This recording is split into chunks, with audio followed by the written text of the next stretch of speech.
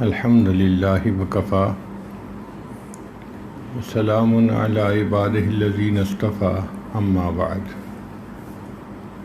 اعوذ باللہ من الشیطان الرجیم بسم اللہ الرحمن الرحیم وَلَقَدْ يَسَّرْنَا الْقُرْآنَ لِلذِّكْرِ فَهَلْ مِن مُدَّكِرٍ سبحان ربک رب العزت عما یصفون وسلام علی المرسلین والحمد للہ رب العالمین اللہم صلی علی سیدنا محمد وعلی آل سیدنا محمد وبارک وسلم۔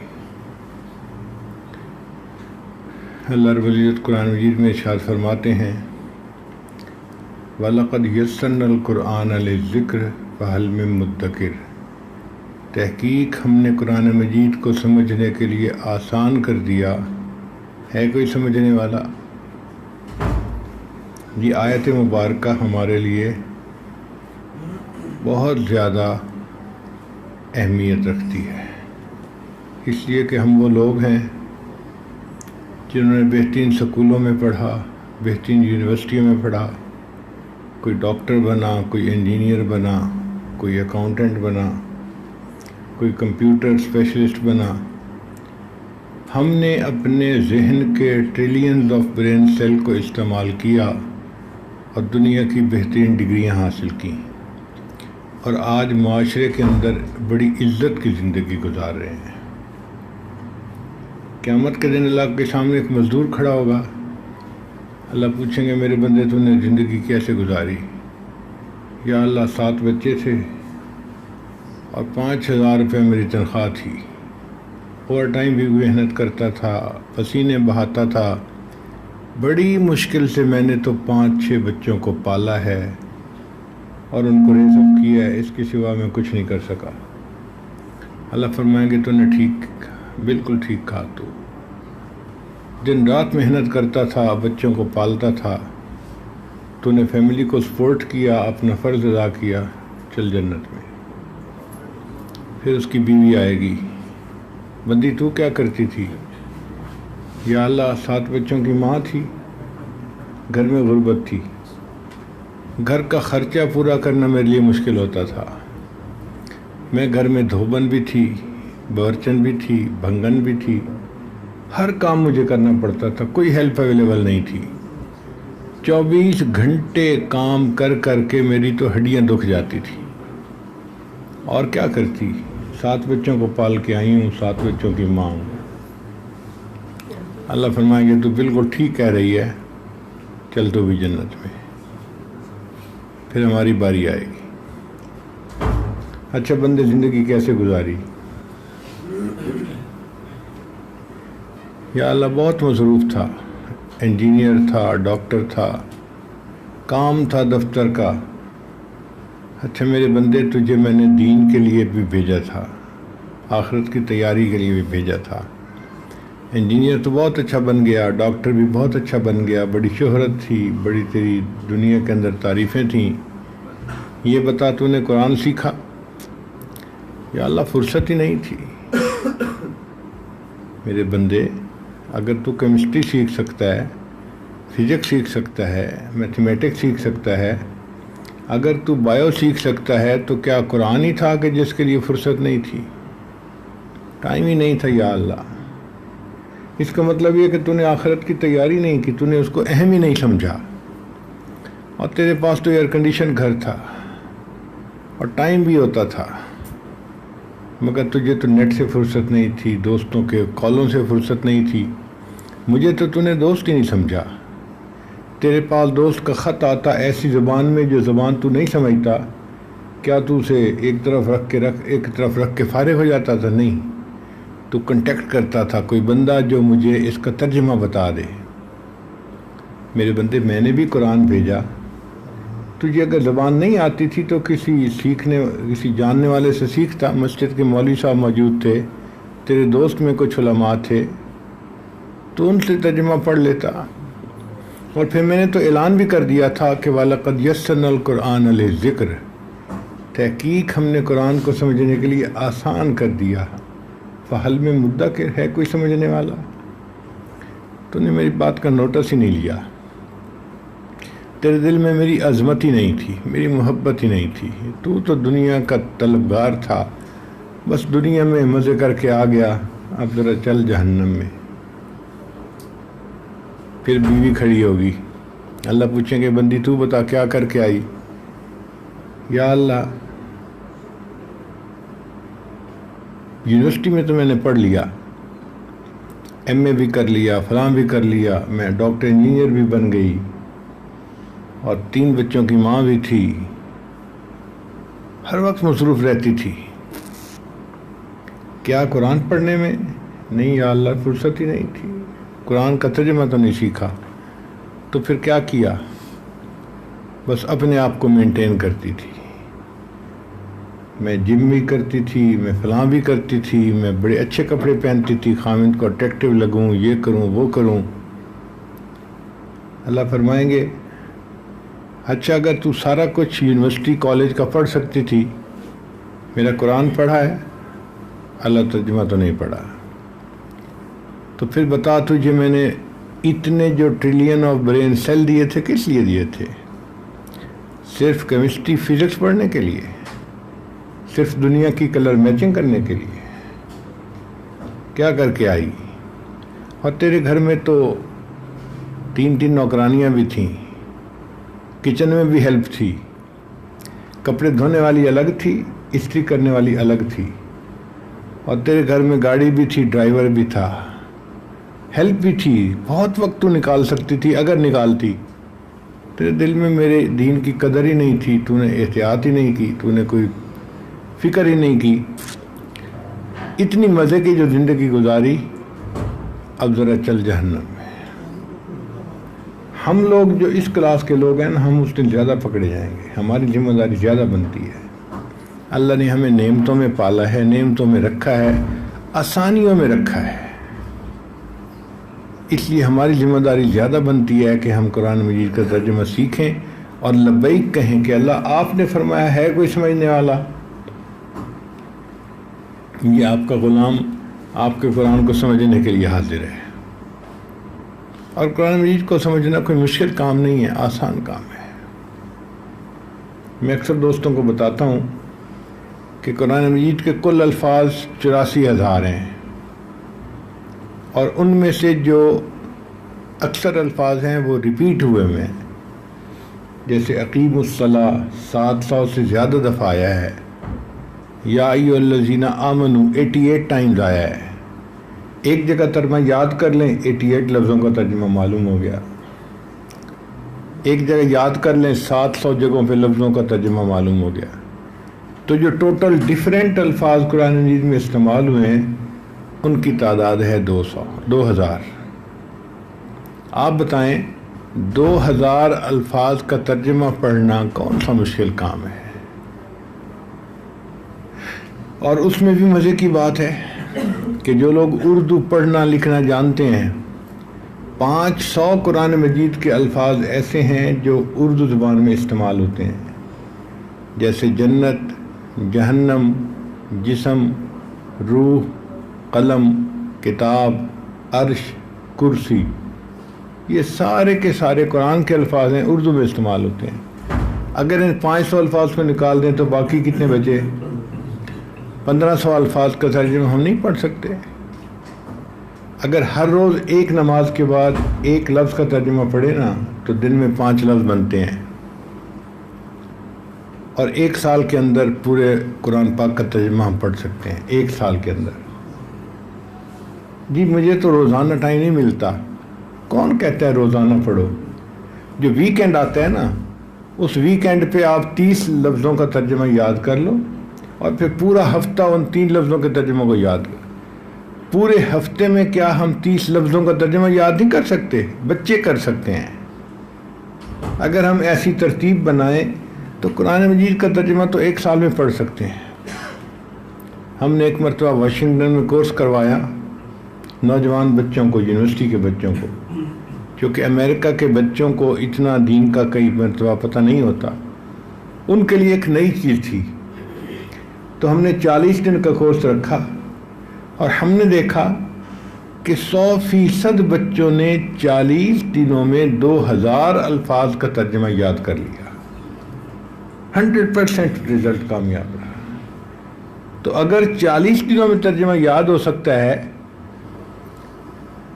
تو پھر زندگی میں قرآن پاک کا ترجمہ سیکھنا کون سا مشکل کام ہے. میرے رب نے سچ فرمایا وَلَقَدْ يَسَّرْنَا الْقُرْآنَ لِلذِّكْرِ فَهَلْ مِن مُدَّكِرٍ. تحقیق ہم نے قرآن کو سمجھنے کے لیے آسان کر دیا ہے، کوئی سمجھنے والا؟ اب اس میں کوئی مفر ممکن نہیں. میں تو جی گورنمنٹ آفیسر تھا اور میں تو فیکٹری کا مینیجر تھا اور میں تو دفتر میں ڈیزائن ڈپارٹمنٹ میں کام کرتا تھا. بھئی جو مرضی تھے، مسلمان تو تھے، یا اعلیٰ مسلمان تو تھے، تو ترجمہ پڑھنا تھا نا، کیوں نہیں پڑھا؟ یہ بنیاد ہے، ہمیں اس بنیاد پہ عمل کرنا چاہیے، مردوں کو بھی اور عورتوں کو بھی. قرآن مجید کا ترجمہ پڑھنے میں ایک خاص بات یہ ہے کہ جو بندہ جس لائن کا ہوتا ہے نا، اس کو اپنی لائن کی باتیں اور زیادہ سمجھ میں آتی ہیں، کیونکہ اس کو ڈیپتھ ہوتا ہے دنیا کا، لہٰذا وہ ان باتوں کو اور زیادہ سمجھتا ہے. مثال کے طور پہ اگر کوئی بندہ انجینئر ہے تو قرآن مجید کی آیات میں جہاں جہاں انجینئرنگ کا تذکرہ ہے نا، وہ اپریشیٹ کرتا ہے کہ واقعی بڑی صحیح باتیں کی گئی ہیں. اگر کوئی ڈاکٹر ہے تو جہاں ڈاکٹری سے متعلقہ آیات آتی ہیں وہ محسوس کرتا ہے کہ واقعی 1400 سال پہلے ایسی تفصیل کے ساتھ بات سمجھائی گئی، یہ اللہ ہی کا کلام پاسبل ہے. کوئی بندہ زبان دان ہے تو وہ عربی زبان جب پڑھتا ہے تو وہ کہتا ہے کہ واقعی یہ اللہ ہی کا کلام ہے، بندے کا کلام پاسبل ہی نہیں ہے. چنانچہ ایک فرانسیسی نیوی کا آدمی تھا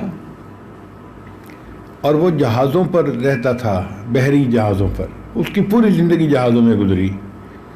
ریٹائر ہوا تو اس کا ایک عربی دوست تھا، اس نے اس کو قرآن پاک کا انگلش ترجمہ دے دیا کہ بھئی آپ تو آپ فارغ وقت گزاریں گے تو اس کتاب کا ترجمہ پڑھ لیں. اس نے ترجمہ پڑھا اور وہ مسلمان ہو گیا. کسی نے پوچھا مسلمان کیوں ہوئے؟ اس نے کہا کہ قرآن مجید میں ایک جگہ ترجمہ پڑھتے ہوئے آیت آئی کہ ان کافروں کے دلوں میں ایسے اندھیرا ہوتا ہے جیسے سمندر میں اندھیرا ہوتا ہے اس وقت جب ہائی ٹائیڈ ہوتی ہے اور آسمان کے اوپر بادل ہوتے ہیں. فی بحر اللجی یغشاہ موجہ من فوقہ موج من فوقہ سحاب. آسمان کلاؤڈی ہو اور سمندر کے اندر ہائی ٹائیڈ کا وقت ہو، لہروں پہ لہریں آ رہی ہوں، تو جیسے اندھیرا اس وقت سمندر میں ہوتا ہے، ان کافروں کے دلوں میں اندھیرا اس سے بھی زیادہ ہے. وہ کہتا ہے کہ میری زندگی چونکہ ساری سمندر میں گزری، اوشن میں گزری، میں نے اس کو خود ایکسپیرینس کیا ہے. عام طور پہ سمندر کے اندر جائیں تو ویزیبلٹی ہوتی ہے، لیکن ایسی صورتحال میں ویزیبلٹی بالکل زیرو ہوتی ہے، کچھ بھی اپنا ہاتھ نظر نہیں آتا. جب میں نے یہ آیت پڑھی تو میں سمجھا مسلمانوں کے پیغمبر علیہ الصلوۃ والسلام کو سمندر میں جانے کا موقع ملا ہوگا اور انہوں نے اس صورتحال کو ایکسپیرینس کیا ہوگا، اس لیے مینشن کر دیا ہے. جب میں نے کسی مسلمان عالم سے سوال پوچھا، اس نے کہا کہ اللہ کے نبی علیہ السلام نے تو پوری زندگی سمندر کا سفر کیا ہی نہیں ہے. اب یہ کیسے پاسبل ہے کہ جس بندے نے کبھی سمندر میں قدم نہیں رکھا وہ سمندر کے اندر کی بات ایسے بتا رہا ہے جیسے آنکھوں سے دیکھی ہوئی ہے. تو میرے دل نے کہا کہ یہ مسلمانوں کے پیغمبر کا کلام نہیں، یہ اس ذات کا کلام ہے جس نے سمندر کو پیدا کر دیا ہے.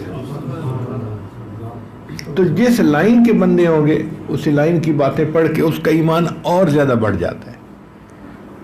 اب ہم آج کل یہاں پر ڈاکٹروں کے مہمان ہیں.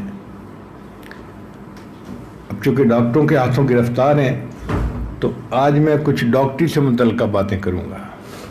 آتی تو مجھے نہیں ہے چونکہ میں اپنے پروفیشن کے اعتبار سے تو انجینئر ہوں. انجینئرنگ کی باتیں اگر آپ کہتے تو میں تفصیل سے کہتا، کانفیڈنس سے کہتا، اور آپ خوش بھی ہوتے کہ واقعی قرآن مجید میں انجینئرنگ کے بارے میں کیا، مگر یہ مستقل ایک الگ بیان ہے.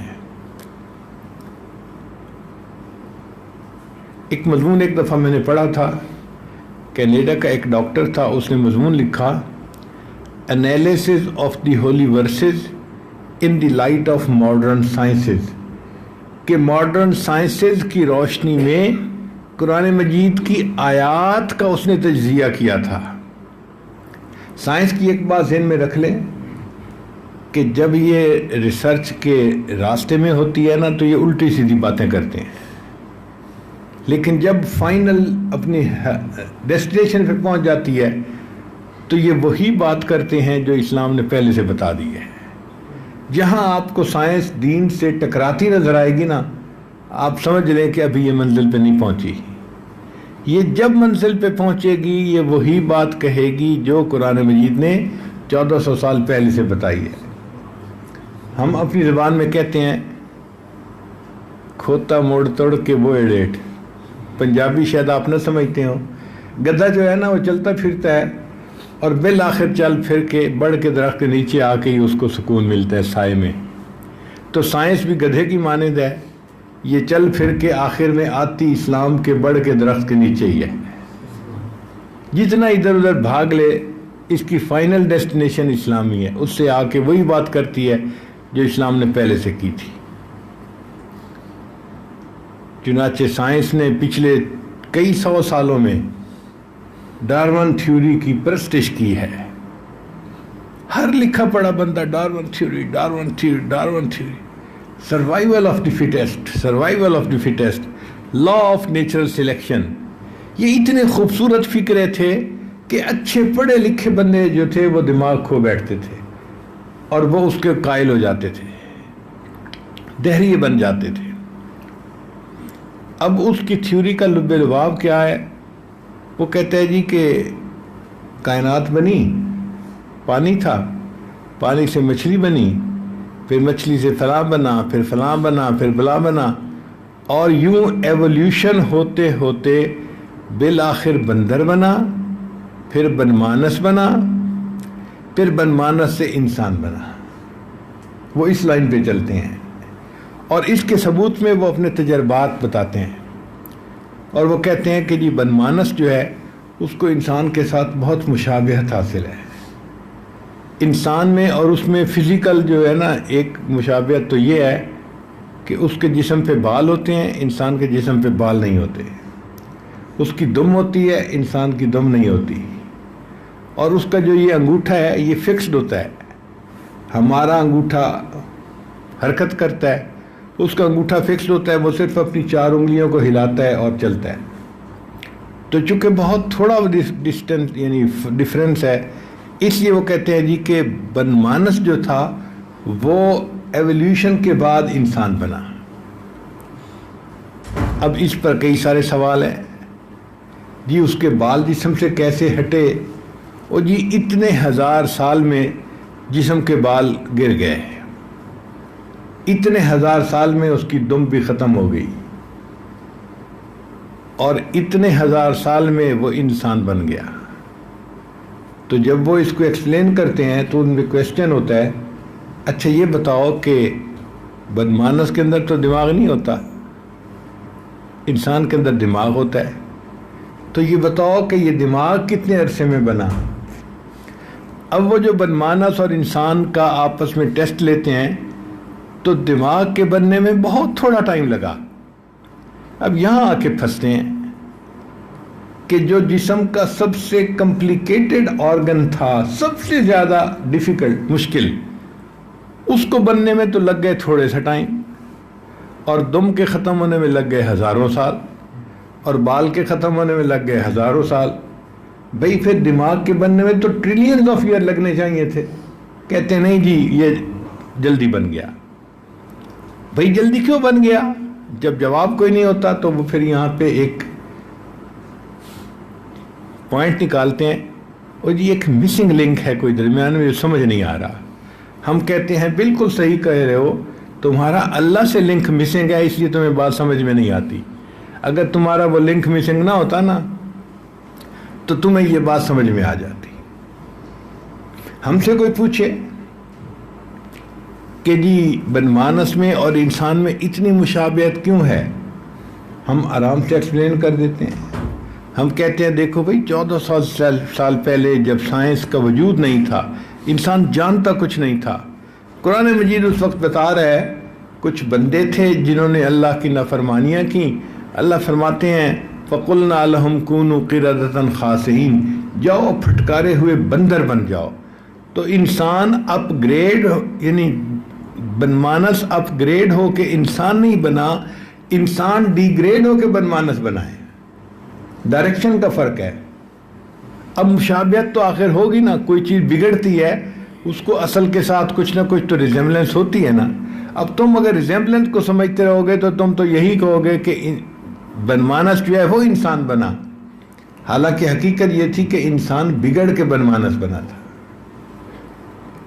1400 سال پہلے جب کوئی نہیں جانتا تھا، قرآن مجید نے اس وقت کہہ دیا، یہ تو نہیں کہا کہ ہم نے ایسے نافرمان لوگوں کو گدھا بنا دیا، ہم نے ایسے نافرمان لوگوں کو کتا بنا دیا۔ نہ کتے کا نام لیا نہ گدھے کا نام لیا، بندر کا نام لیا۔ کیوں نام لیا؟ اس لیے کہ اللہ جانتے تھے کہ انسان کو میں نے بندر بنایا ہے، آنے والے وقتوں میں یہ ٹیسٹ کرتے پھریں گے، ان کا دل گواہی دے گا کہ واقعی انسان اور بنمانس کے درمیان کچھ مشابہت ہے۔ انسان اس تھیوری سے کئی سو سال تک گمراہ ہوتا رہا اور دہریہ بن کے زندگی گزارتا رہا۔ بالآخر قرآن مجید کی ایک آیت سامنے آئی، اس آیت نے مسئلہ ہی کھول کے رکھ دیا۔ جینیٹک انجینئرنگ جب دریافت ہوئی تو جینیٹک انجینئرنگ نے مسئلے کو کھول کے رکھ دیا۔ اس نے کہا کہ دیکھو بھائی، یہ جو پیدائش کا سلسلہ ہے نا، اگر ہم کہیں کہ پہلے بنمانس تھے اور وہ انسان بنے تو ایک وقت میں پھر کروڑوں بنمانس کروڑوں انسان بنتے۔ ایسا نہیں ہوا، مسئلہ ایک سے شروع ہے۔ پہلے ایک انسان تھا، اس سے اس کا جوڑا پیدا ہوا، پھر اس جوڑے سے آگے آبادی بڑھتی گئی۔ اچھا بھائی، ایک انسان تھا تو عورت تھی یا مرد تھا؟ عقل کہتی ہے عورت ہونی چاہیے، کہ عورت سے بچہ پیدا ہوا، پھر آگے مرد اور عورت سے آگے پیدا ہوئے۔ سائنس کہتی ہے نہیں، مرد پہلے تھا۔ یہ کیسے ہو سکتا ہے کہ مرد پہلے ہو اور اس سے نسل چل پڑے؟ سائنس نے کہا جناب اسی طرح ہے، اس لیے کہ عورت کے اندر جو کروموسوم ہوتے ہیں نا وہ ہوتے ہیں ایکس ایکس اور مرد کے اندر ہوتے ہیں ایکس وائی۔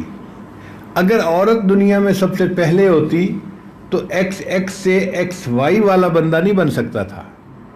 وائی پارٹ کہاں سے آتا؟ ہاں یہ پاسبل ہے کہ ایکس وائی والا بندہ پہلے ہوتا اور اس سے پھر ایکس ایکس والا بندہ پیدا ہوتا جو عورت ہے۔ تو یہ تو پاسبل ہے کہ مرد ہوتا اور اس سے عورت بنتی۔ اب ذرا قرآن مجید کی آیت سن لیجئے، اللہ فرماتے ہیں یا ایھا الناس اتقوا ربکم الذی خلقکم من نفس واحدہ، اے انسانوں اپنے رب سے ڈرو جس نے تمہیں ایک جان سے پیدا کیا۔ تو کتنی جانوں سے بندہ پیدا ہوئے؟ ایک جان سے، یعنی آدم علیہ السلام سے۔ وَخَلَقَ مِنْهَا زَوْجَهَا، اور اس سے اللہ نے اس کا جوڑا پیدا کیا۔ زوج کہتے ہیں جوڑے کو، خامند کے لیے بیوی اور بیوی کے لیے خامند۔ تو اللہ فرماتے ہیں کہ اس سے ہم نے اس کے جوڑے کو پیدا کیا۔ وَبَثَّ مِنْهُمَا رِجَالًا كَثِيرًا وَنِسَاءً، اور ان دو سے پھر ہم نے دنیا میں مردوں اور عورتوں کو پھیلا دیا۔ قرآن مجید کی آیت کا ترجمہ پڑھیں، عقل گواہی دیتی ہے کہ یا اللہ یہ آپ کا کلام ہے۔ 1400 سال پہلے جب کوئی جانتا نہیں تھا سائنس کو، آپ نے کتنی سچی بات قرآن مجید میں فرما دی۔ اور پھر اس کے بعد ان دہریوں کی زبانیں بند ہو گئیں اور آج جینیٹک انجینئرنگ نے ان کو چپ کروا کے رکھ دیا کہ جو اسلام نے کہا وہی سچ ہے، تم اس کے مطابق اب زندگی گزارو۔ اب دیکھیں قرآن مجید میں اللہ فرماتے ہیں ہم بچے کو ماں کے پیٹ میں پیدا کرتے ہیں فی ظلمات ثلاث، 3 اندھیروں میں۔ پہلے وقتوں میں بندہ نہیں جانتا تھا کہ یہ 3 اندھیرے کون سے ہیں۔ آج سائنس نے کہا ایک ہے پیٹ کا اندھیرا، پھر اس کے اندر دوسرا ہے عورت کے رحم کا اندھیرا، پھر رحم کے اندر ایک جھلی ہوتی ہے، اس جھلی کے اندر بچہ پرورش پاتا ہے۔ وہ جھلی کے اندر لپٹا ہوا ہوتا ہے، جیسے ریپڈ ہوتی ہے نا کوئی مٹھائی یا کوئی پھل، وہ بچہ اس کے اندر جھلی کے اندر ہوتا ہے، اور اللہ نے اس کو پانی کے اندر رکھا ہے۔ بچے کو، اس کے لیے کوئی شاک ابزاربر نہیں ہے۔ اگر کوئی شاک ابزاربر نہ ہوتے تو ماں کے جسم کو اگر جھٹکا لگتا تو بچے کو بھی جھٹکا لگتا تو بچہ مر ہی جاتا ماں کے پیٹ میں۔ اللہ نے اس کو لیکوڈ کے اندر رکھا، ماں اٹھتی ہے، چلتی ہے، پھرتی ہے، حمل کے دوران گھر کے کام کاج کرتی ہے، بچے کو نقصان نہیں ہوتا۔ واہ میرے مالک، آپ بھی کتنے عظیم ہیں، کتنے بڑے ہیں، بچے کے لیے کیسا آپ۔ اور چونکہ پانی میں رہنا تھا تو اس کو جھلی کے اندر بند کرنا ضروری تھا، تو اللہ فرماتے ہیں بندے ہم نے تجھے 3 اندھیروں میں پیدا کیا۔ قرآن مجید میں انسان کو اللہ اس کی اوقات یاد دلاتے ہیں تو بڑا متکبر بنتا ہے نا، بڑی شے بنتا ہے، میں یہ ہوں، میں وہ ہوں، میں فلاں ہوں۔ ذرا اپنی اوقات پہچان، تو پیدا کیسے ہوا؟ وہ کیسے؟ انسان جو پیدا ہوتا ہے نا تو مرد کے اندر سے جو پانی ہوتا ہے اس کے اندر سپرم ہوتے ہیں، چھوٹے چھوٹے کیڑے ہوتے ہیں، سپرم کیڑے کو کہتے ہیں۔ اب اس میں سے ایک کیڑا جو ہوتا ہے وہ عورت کے رحم کے اندر ایک انڈا ہوتا ہے جس کے ساتھ اپنا بانڈ بنا لیتا ہے، جڑ جاتا ہے، اور وہ بچے کی ابتدا ہوتی ہے۔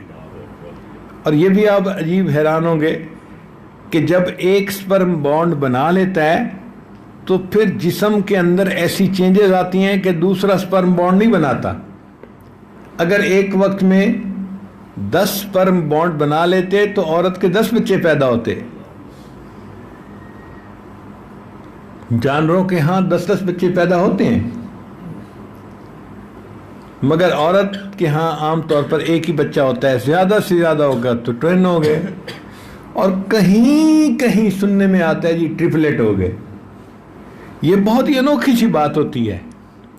اللہ بندے کو اس کی اوقات یاد دلاتے ہیں کہ دیکھ میرے بندے، جو مرد کے جسم سے پانی نکلا اس کی پوٹینسی اتنی تھی کہ ایک وقت میں 30 سے 40 کروڑ سپرم نکلتے ہیں یا اس سے بھی زیادہ۔ اب 30 سے 40 کروڑ اگر جراثیم تھے تو وہ 30 سے 40 کروڑ عورتوں کو پریگنیٹ کرنے کے قابل ہیں، اور اس سے ہم نے ایک انسان کو بنایا۔ 40 کروڑ سپرم میں سے 50 کروڑ سپرم میں سے ایک بندے کو پیدا کیا۔ اوقات تو تیری یہ ہے کہ ہم نے تجھے ایک کیڑے سے پیدا کیا، اور تو دنیا میں فرعون بنتا ہے، اونچے بول بولتا ہے، اس پروردگار کے ساتھ شرک کرتا ہے جس نے کائنات کو پیدا کیا۔ فَلْيَنْظُرِ الْإِنسَانُ مِمَّا خُلِقَ، قرآن مجید کی آیت کہتی ہے اے انسان ذرا غور کر تو کس سے پیدا ہوا۔ اللہ کیا آئینہ دکھاتے ہیں بندے کو، انسان سوچے تو اپنی حقیقت سمجھ میں آ جاتی ہے۔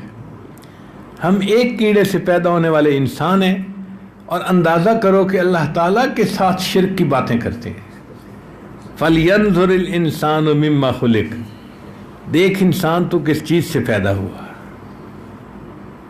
جتنا سوچے اتنا اللہ کی عظمت کھلتی ہے، اور انسان کے اوپر اپنا چھوٹا پن ظاہر ہوتا ہے، میری اوقات ہی کیا ہے۔ پھر اللہ تعالیٰ قرآن میں فرماتے ہیں کہ ہم نے بچے کو ماں کے پیٹ میں پیدا کیا، نطفے سے ہم نے پہلے خون بنایا، اور خون سے پھر ہم نے لوتھڑا بنایا۔ فَخَلَقْنَا النُّطْفَةَ عَلَقَةً، علق کہتے ہیں خون کے دھبے کو، کہ نطفے سے ہم نے خون کا دھبا بنایا، پھر خون کے دھبے سے ہم نے گوشت کا لوتھڑا بنایا، پھر اس گوشت کے لوتھڑے میں ہم نے ہڈیاں بنائیں۔ فَخَلَقْنَا النُّطْفَةَ عَلَقَةً فَخَلَقْنَا الْعَلَقَةَ عِظَامًا فَكَسَوْنَا الْعِظَامَ لَحْمًا، پھر ہم نے ان ہڈیوں کو گوشت سے ساتھ بھر دیا۔ ثُمَّ أَنشَأْنَاهُ خَلْقًا آخر، پھر ہم نے اس کی بہتر کو درست کیا۔ فَتَبَارَكَ اللَّهُ أَحْسَنُ الْخَالِقِينَ، کتنا پروردگار ہے بہترین بچے کو پیدا کرنے والا۔ اب اس میں سٹیجز بتائی گئیں۔ پہلے تھا خون پانی کا قطرہ، وہ بن گیا خون کا قطرہ، پھر خون کا قطرہ گوشت کا لوتھڑا بن گیا۔ اب گوشت کا لوتھڑا جب بڑھا تو اللہ نے اس کے اندر ہڈیوں کو بنا دیا، پھر اللہ فرماتے ہیں کہ ہم نے ہڈیوں کو پورا بنا دیا اور پھر ہڈیوں کے اوپر ہم نے گوشت کو چڑھا دیا. پہلے وقت میں سائنس نہیں بتاتی تھی، نہ الٹرا ساؤنڈ تھا، نہ سونوگرافی تھی. انسان نہیں جانتا تھا کہ ماں کے پیٹ میں بچہ کیسے پیدا ہو رہا ہے. قرآن نے 1400 سال پہلے بتایا ہڈیاں پہلے بن جاتی ہیں، گوشت بچے کے اوپر بعد میں بڑھایا جاتا ہے. اس لیے جو پری میچور بچے ہوتے ہیں، ڈاکٹر لوگوں کا ایکسپیرینس یہی بتاتا ہے کہ وہ پیدا ہوتے ہیں تو ہڈیاں ہوتی ہیں، ان کے اوپر گوشت کی تھکنیس پوری نہیں ہوتی. اللہ گوشت بعد میں بناتے ہیں، چڑھاتے ہیں اوپر. اور پھر عجیب بات ہے کہ بچہ جب پیدا ہوتا ہے تو جسم کے جو آرگن ہیں ان سب کی پیمائش ایسے نہیں ہوتی جیسے پیدائش کے بعد ہے. شروع میں سر اتنا بڑا ہوتا ہے ماں کے پیٹ میں، ہاتھ چھوٹے سے، ٹانگیں چھوٹی سی، اعضاء چھوٹے ہوتے ہیں. لیکن جب اللہ تعالیٰ پورے بچے کو بنا لیتے ہیں، اس کے بعد اللہ فرماتے ہیں پھر ہم نے ان کی ویتر کو درست کیا، پھر اس کے ہاتھ اور پاؤں زیادہ جلدی بڑھتے ہیں، اور بچہ جب پیدا ہوتا ہے تو اس کو پرپورشن ہی کچھ اور ہوتا ہے. اللہ فرماتے ہیں ہم نے کتنے خوبصورت انسان کو پیدا فرما دیا. اب یہ جو سٹیپ بائی سٹیپ قرآن مجید نے بتایا، یہ کوئی معمولی بات نہیں ہے. انسان اس پر غور کرے تو حیران ہوتا ہے اور دل کہتا ہے کہ اللہ یہ آپ ہی کا کلام ہے. کیونکہ آپ نے انسان کو پیدا کیا، آپ تو جانتے تھے ہوتا کیا ہے، آپ نے صحیح پوری حقیقت کو الفاظ کے سانچے میں ڈال دیا.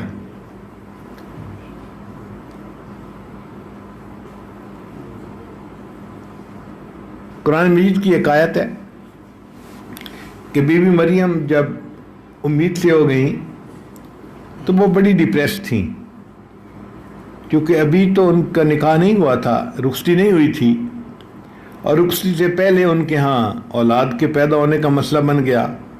تو ایک نیک اور پاک دامن عورت اس سے زیادہ اور کب پریشان ہوگی کہ جب اس کے ساتھ یہ معاملہ پیش آ گیا. تو وہ ایک جگہ بیٹھ کے یہ کہنے لگی یا لیتنی مت قبل ھذا وکنت نسیا منسیا، اے کاش میں مر چکی ہوتی، میں کوئی بھولی بسری چیز ہوتی، میں زندہ ہی نہ ہوتی، یہ میرے ساتھ کیا معاملہ پیش آ گیا. اللہ رب العزت فرماتے ہیں ہم نے اس کو وحی نازل فرمائی کہ پریشان نہ ہو، یہ تمہارے قریب کھجور کا درخت ہے، اس کو ہلا تو تمہارے اوپر کھجوریں گریں گی. فکلی وشربی وقری عینا، کھجوروں کو کھا لے، پانی پی لے، اور بچے کو دیکھ کے اپنی آنکھوں کو ٹھنڈا کر لے.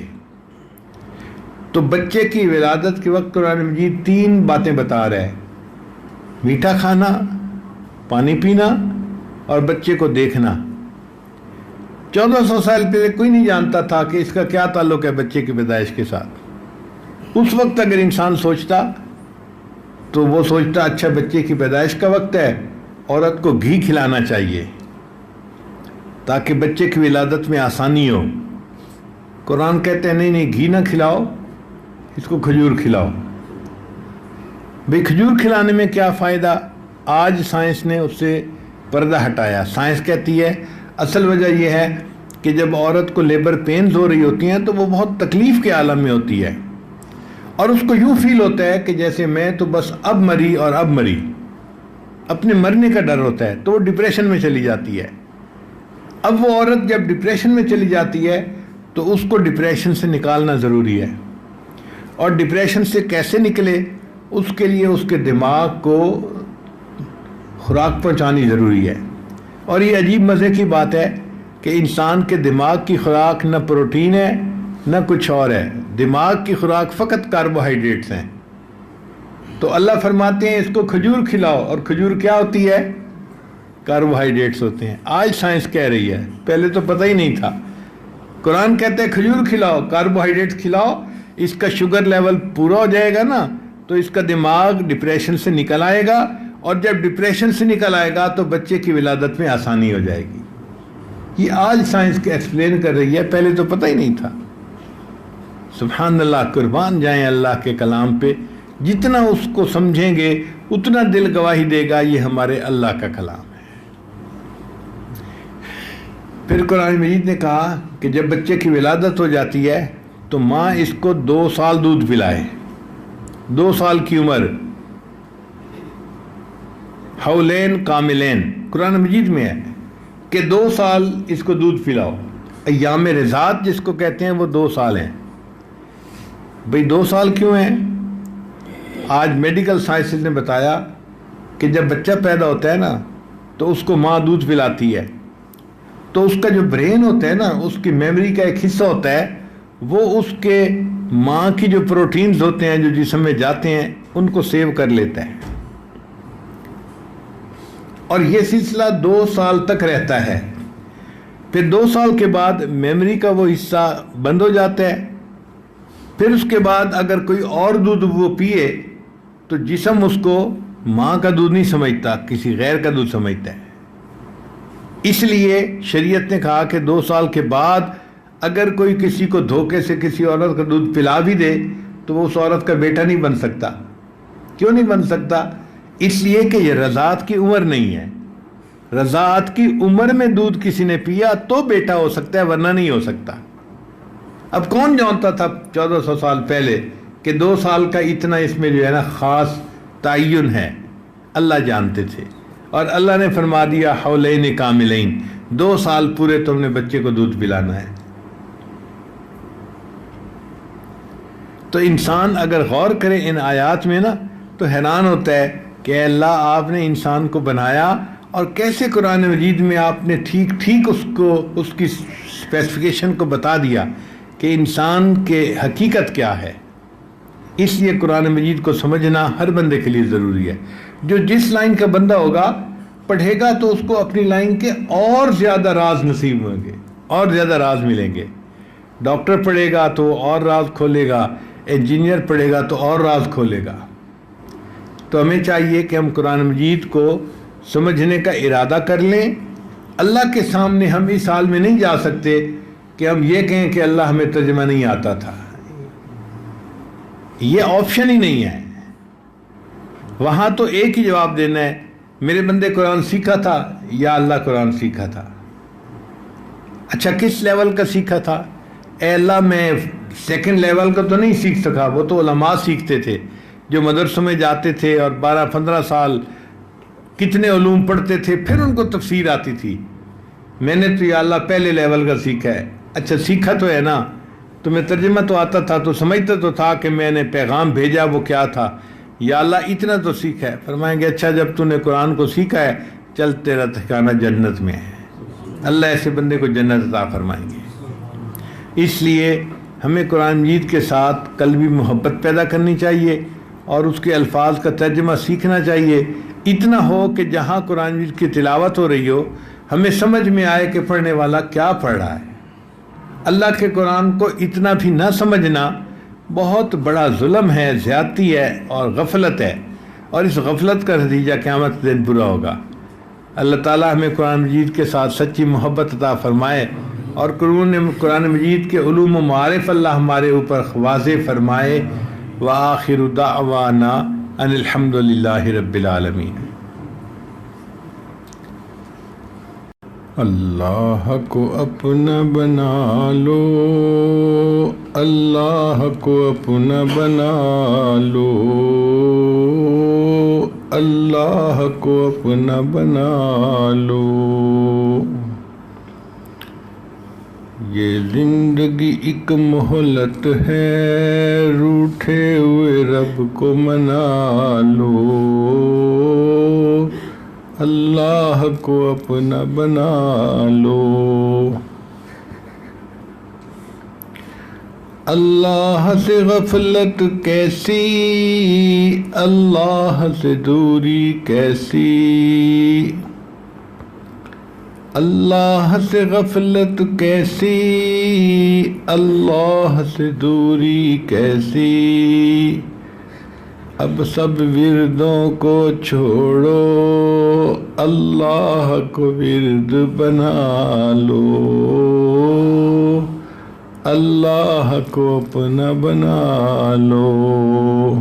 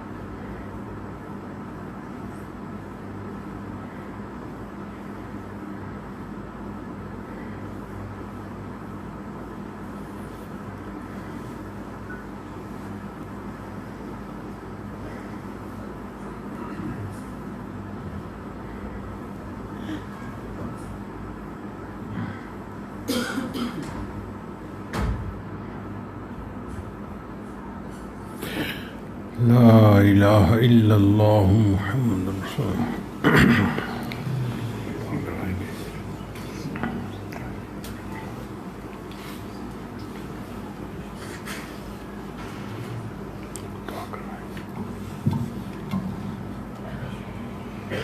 سبحان اللہ و بحمدہ سبحان اللہ العظیم اللهم صل على سيدنا محمد وعلى آل سيدنا محمد وبارك وسلم. اللهم إني أسألك بأني أشهد أنك أنت الله لا إله إلا أنت الأحد الصمد الذي لم يلد ولم يولد ولم يكن له كفوا أحد.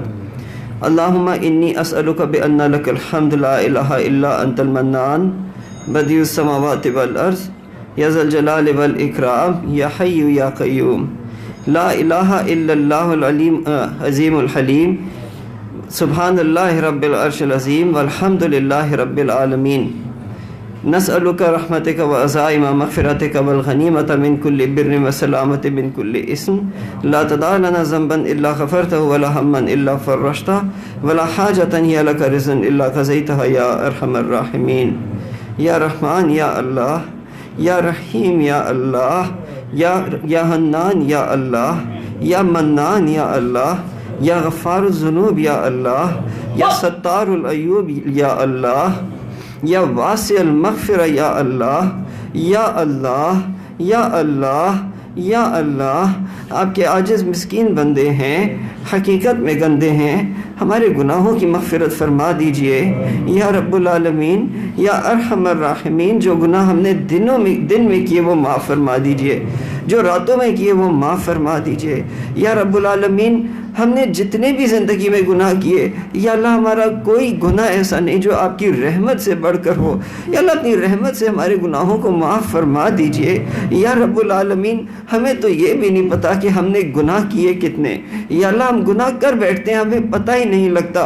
یا رب العالمین ہم آپ سے گزارش کرتے ہیں کہ ہمارا ہر وہ گناہ جو آپ کے علم میں ہے اور جو آپ کو پتہ ہے کہ ہم سے گناہ ہوا ہے اور ہمیں نہیں بھی پتا، یا اللہ ان سب گناہوں کو معاف فرما دیجئے یا رب العالمین. یا کبھی یا رب العالمین ہمارے تمام گناہوں کو حسنات میں تبدیل فرما دیجئے یا رب العالمین. ہمارے نامہ اعمال کے اوپر یہ جو گناہوں کا بوجھ ہے ہمارے کندھوں سے اتار دیجئے یا اللہ. ہم قیامت کے دن اس بوجھ کو نہیں اٹھا سکیں گے یا رب العالمین. ہم بروں سے لاکھ برے سہی، اللہ بندے تو آپ کے ہیں یا اللہ، آپ کے لیے یہاں پر اکٹھے ہوئے ہیں یا اللہ. اور کوئی مقصد نہیں تھا، آپ کے ایک ولی کے قدم میں آ کر بیٹھے یا اللہ، آپ کے ایک ولی کے چہرے کے دیدار کے لیے آ کر بیٹھے یا اللہ، ان سے آپ کی باتیں سننے کے لیے آ کر بیٹھے یا رب العالمین یا ارحم الراحمین. ہمارے یہاں اکٹھا ہونے کو قبول فرما لیجئے یا اللہ. اس جماعت کے اٹھتے ہاتھوں اور پھیلے ہوئے دامن کو قبول فرما لیجئے.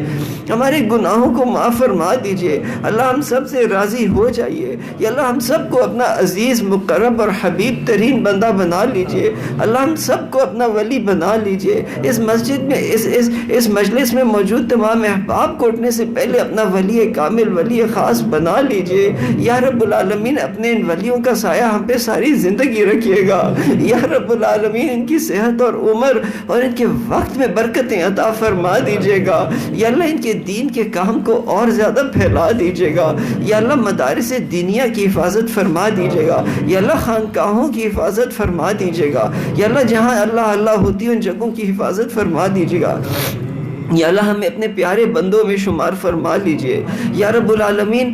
اپنا وہ بندہ بنا لیں جو پلک جھپکیں تو آپ ہمیں مسکرا کر دیکھیں یا اللہ. ہماری زبان سے جو بات نکلے آپ کو پسند آئے، ہم قدم اٹھائیں تو آپ ہمیں مسکرا کر دیکھیں یا رب العالمین. اس مجمع کو مسکرا کر دیکھ لیجئے یا اللہ. رحمت کی نگاہ سے دیکھ لیجئے اللہ. آپ کی رحمت کی ایک نگاہ پڑی تھی، آپ نے بشر حافی کو دنیا کے شراب خانے سے نکال کے اپنی محبت کی شراب پلا دی اللہ. آپ کی رحمت کی نگاہ پڑی تھی، فضیل بن عیاض کو ڈاکوؤں کے سردار سے اپنے ولیوں کا سردار بنا لیا یا اللہ. آپ کی رحمت تھی کہ بنی اسرائیل کا وہ بندہ 100 قتل کر کے چلا تھا، ابھی توبہ بھی نہیں کی تھی یا رب العالمین. وہ تو نیکوں کی بستی کی جانب چلا تھا یا رب العالمین. یا اللہ اس کو موت آ گئی، آپ نے اس کی بخشش فرما دی اللہ. ہم تو نیکوں کے قدم میں آ کر بیٹھ گئے یا اللہ. وہ فرعون جو کہتا تھا انا ربکم الاعلی، اس نے دریائے نیل کے کنارے جا کر آپ سے دعا کی تھی اسے جاری کر دے، میری اصلیت تو آپ کو پتا اللہ. آپ نے اس کی بات کا مان رکھ لیا اللہ. ہم تو سبحان ربی الاعلی کہنے والے ہیں اللہ. ہم سے راضی ہو جائیے اللہ. ہم سب کو وہ بندہ بنا لیں کہ قیامت کے دن آپ کے حبیب صلی اللہ علیہ وسلم کے آگے پیش ہوں، وہ ہمیں مسکرا کر دیکھیں۔ اللہ اس دن ان کا مسکراتا دیدار عطا فرما دیجیے گا۔ اللہ وہ ہمیں مسکرا کے گلے لگا لے۔ اللہ اپنی رحمت سے ہمیں ان کے گلے لگا دیجیے گا۔ اللہ ہمارے لیے اتنا کافی ہے کہ ہم ان سے 1400 سال اور 3000 میل دور بیٹھے ہوئے ہیں۔ اللہ ہمیں ان کے گلے لگا دیجیے گا، اپنی رحمت سے ان کے گلے لگا دیجیے گا، اپنی رحمت سے ہمیں ان کا مسکراتا دیدار عطا فرما دیجیے گا، اس دنیا میں بھی اور آخرت میں بھی۔ اللہ ہمیں گلے لگا کر وہ فرمائے میرا پیارا امتی میری سنتوں پر چلتا تھا، میری سنتوں پر چلتا تھا، ظلمت کے فتنے کے وقت سے آیا ہے، آؤ میں تمہیں اپنے ہاتھ سے حوض کوثر کا جام عطا کر دوں۔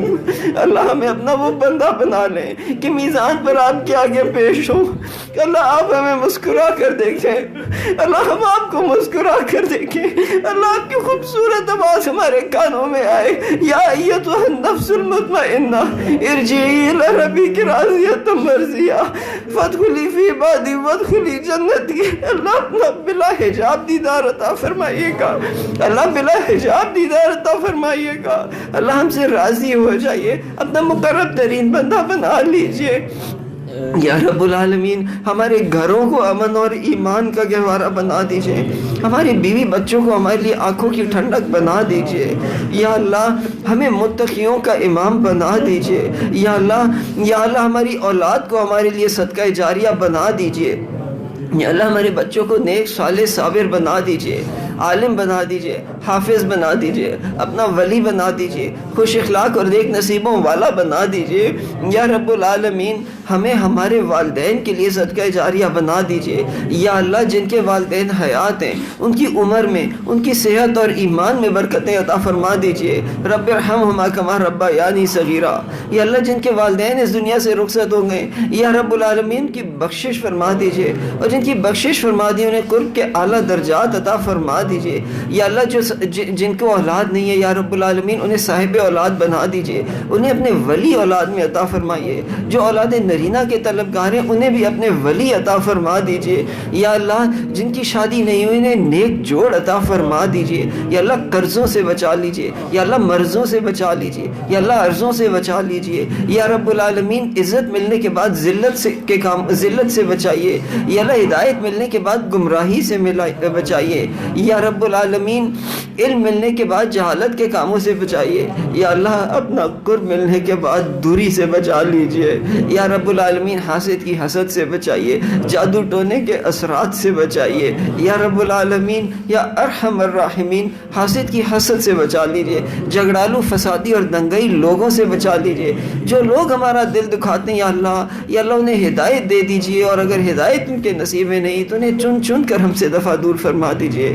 یا رب العالمین سب کے رزق میں برکت عطا فرمائیے، کثرت سے برکتوں والا رزق عطا فرمائیے۔ یا اللہ اتنا عطا فرمائے کہ یا اللہ آپ کے دین کی، آپ کی راہ میں سینکڑوں لاکھوں خرچ کریں، بار بار خرچ کریں، اور ہمیں خرچ کرنے کی توفیق عطا فرما دیجئے۔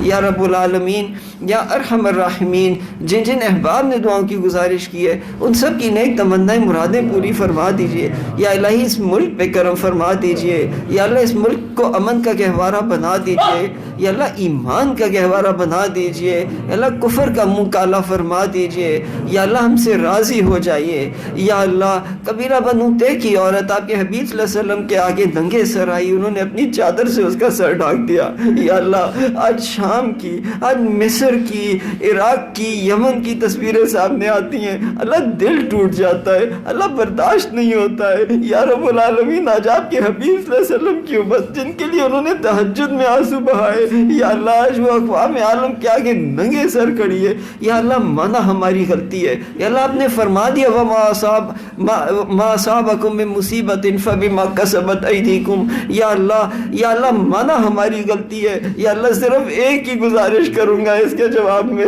لا الہ الا انت سبحانک انی کنت من الظالمین انا کنا من الظالمین۔ ہم اپنے ہر گناہ سے توبہ کرتے، اللہ ہر گناہ سے توبہ کرتے، بس ہمیں معاف فرما دیجئے۔ یا اللہ امت مسلمہ کا سر اپنی رحمت سے ڈھانپ دیجئے۔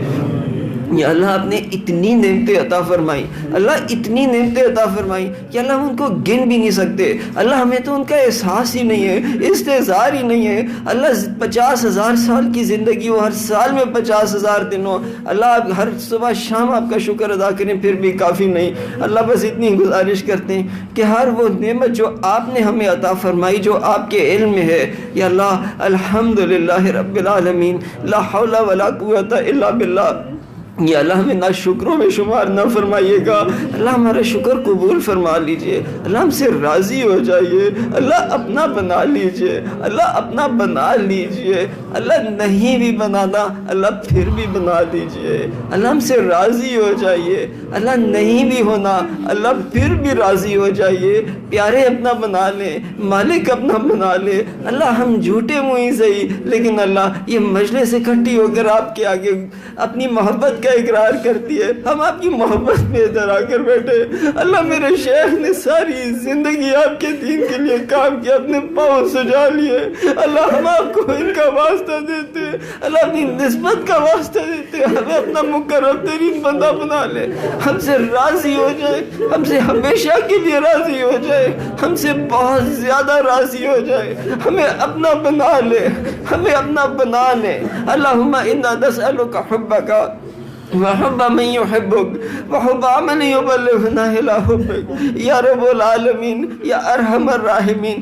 آنے والے وقت کو، گزرے ہوئے وقت کا کفارہ بتا دیجئے یا اللہ، قیامت کے دن کو زندگی کا خوشیوں بھرا دن، خوشیوں بھرا ترین دن بنا دیجئے۔ اللہ ہم سے راضی ہو جائیے، اللہ جو مانگا عطا فرما دیجئے، جو نہیں مانگ سکے مانگنا چاہیے تھا آپ کے نزدیک ہمارے لیے بہتر تھا وہ بھی عطا فرما دیجئے، یا اللہ ہم سے راضی ہو جائیے۔ یا اللہ ایک گزارش اور ہے، جب نظر کا عالم طاری ہو، زبان پہ کلمہ جاری ہو، لا الہ الا اللہ محمد رسول اللہ، ربنا تقبل منا انک انت السمیع العلیم وتب علینا انک انت التواب الرحیم، وصلی اللہ تعالی علی خیر خلقہ سیدنا و حبیبنا و مولانا محمد وعلی آلہ و اصحابہ اجمعین برحمتک یا ارحم الراحمین۔